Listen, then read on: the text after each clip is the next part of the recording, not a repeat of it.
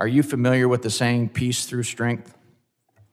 It's one of my favorites, Congressman. And it means that overwhelming American military capability is capable of deterring our adversaries, whether we're talking about nation-state adversaries such as the Chinese Communist Party or Russia, or on a smaller scale, terrorist groups like ISIS, like Al-Qaeda. If the United States has the meaningful ability to deploy overwhelming force against our adversaries, we are far less likely to have to do so. Colonel Douglas, in your own words, what do you think would be the opposite of peace through strength? It'd have to be weakness, sir. The opposite.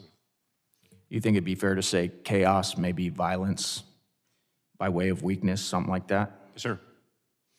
Ambassador Sales, are you aware that shortly after our disastrous withdrawal from Afghanistan that Russia invaded Ukraine? I am, Congressman. Another current event, Ambassador, are you aware that China flew a spy balloon over the entire U.S.? I'm aware of that, sir. Are you? This is for the entire panel. Are you guys aware that many of our economic partners and allies around the world are ditching the U.S. dollar right now, putting the dollar in danger of no longer being the global reserve currency? Well, Congressman, I wouldn't necessarily consider Lula's Brazil a partner of the United States, but the broader trend you've identified is exactly right.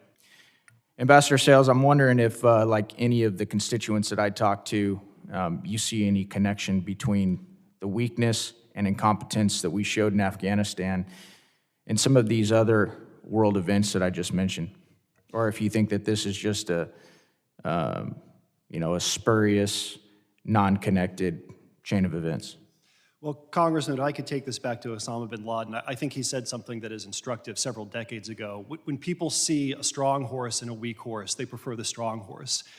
A weak America invites aggression. A weak America invites instability. And to the extent the United States appears weak on a world stage, that's not only bad for our homeland security, it's not only bad for our national security and foreign policy interests, it's bad for the stability and security of the whole world.